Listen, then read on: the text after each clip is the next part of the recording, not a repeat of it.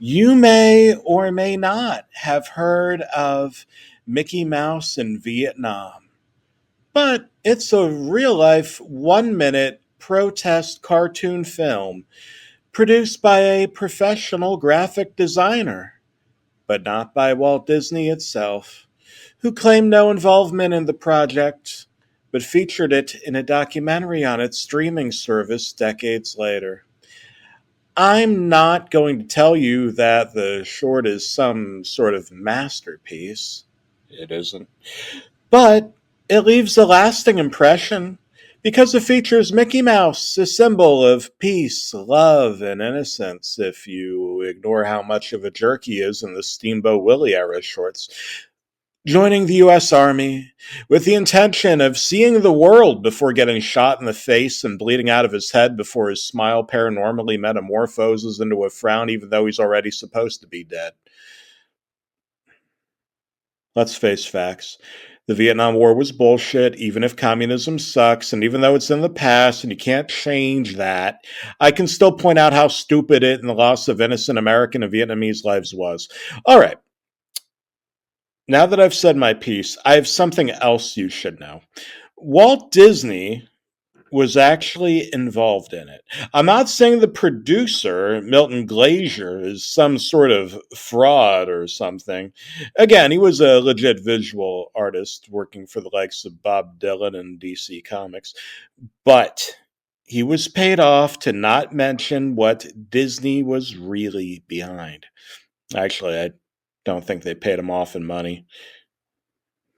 It was probably bribery. Now, why should you believe that I'm telling the truth and not just talking out of my ass? Because the short leaked to YouTube last decade, and that's not a mistake. I won't reveal my role in the process, but as you can see with an easy search, it happened, it's out there, and the cartoon is confirmed to be the real McCoy. I had it sitting on tape in my personal film vaults. I admit that Disney had no idea it had even gone missing because they weren't afraid of it. They would just deny involvement if it got out, and given that the short had a DIY feel, it'd be easy to believe it. It didn't matter what my colleague had scribbled down on napkins years prior, the wireframing, blueprints for the short. How do you prove that it wasn't arbitrarily thrown together as a hoax decades later? That's a step above seeing Elvis on a piece of toast, right? Maybe. I'm not quite sure. Well, I guess I should spill the beans, rip off the shroud, bring out the big reveal, whatever. The truth of the matter is Disney disowned Mickey Mouse in Vietnam, not because of the content of the short, but because they had bigger plans. It was about a 5 minute piece. It began with Mickey Mouse getting into a fight with Donald Duck. If you know your history, you'd know that the Walt Disney Company produced an anti Hitler short in which Donald Duck suffers a nightmare in which he supports the Third Reich and salutes the Austrian false chaplain himself. They literally they literally had Donald Duck producing Nazi military weapons and hailing the so-called Führer.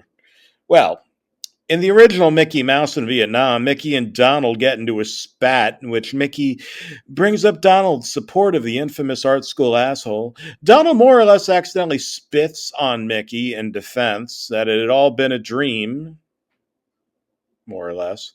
And Mickey points out that Donald used the word dream rather than nightmare, insisting that actually been a pleasant experience for Donald.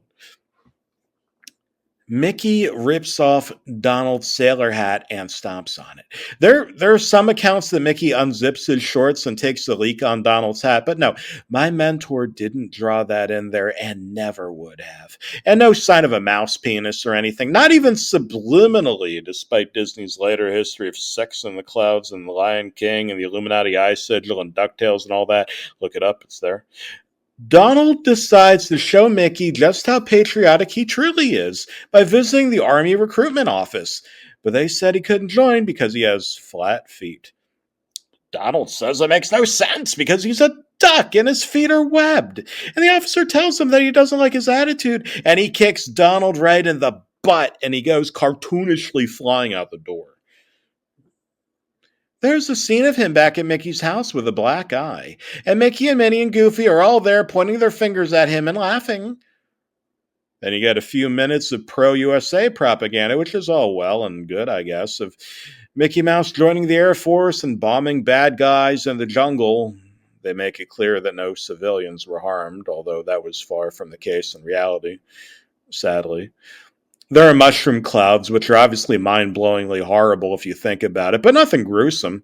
Anyway, the cartoon shows America winning the war, which is certainly preferable to the spread of communism, obviously. And Mickey comes home, there's a big parade, and it's a great big happy scene with people guzzling beers and eating roast turkey. Then the ending happens. Mickey comes home. He opens his closet. He sees that Donald Duck hung himself in his closet. His eyes are just whites like outer egg shells or something. And there's a note left behind stating that he had sex with Minnie while Mickey was away and that Minnie was a Soviet spy the entire time. Makes sense, I guess. The Soviet Union came before Minnie by several years, and the Soviet era itself began earlier than that. There's some talk that Disney wanted to pit Oswald the Lucky Rabbit against her as a good-hearted all-American boy who convinced Mickey he gave in and married the enemy.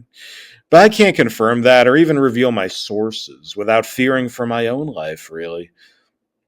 Also, some talk that they chose Minnie because of Minnie being like minimum, a shot at communist dictatorships being small ethically in comparison to the free world and its willpower or something.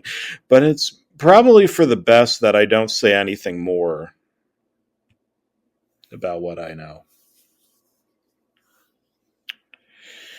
Bottom line is, it's a small world after all, and sometimes it's even smaller than you might think.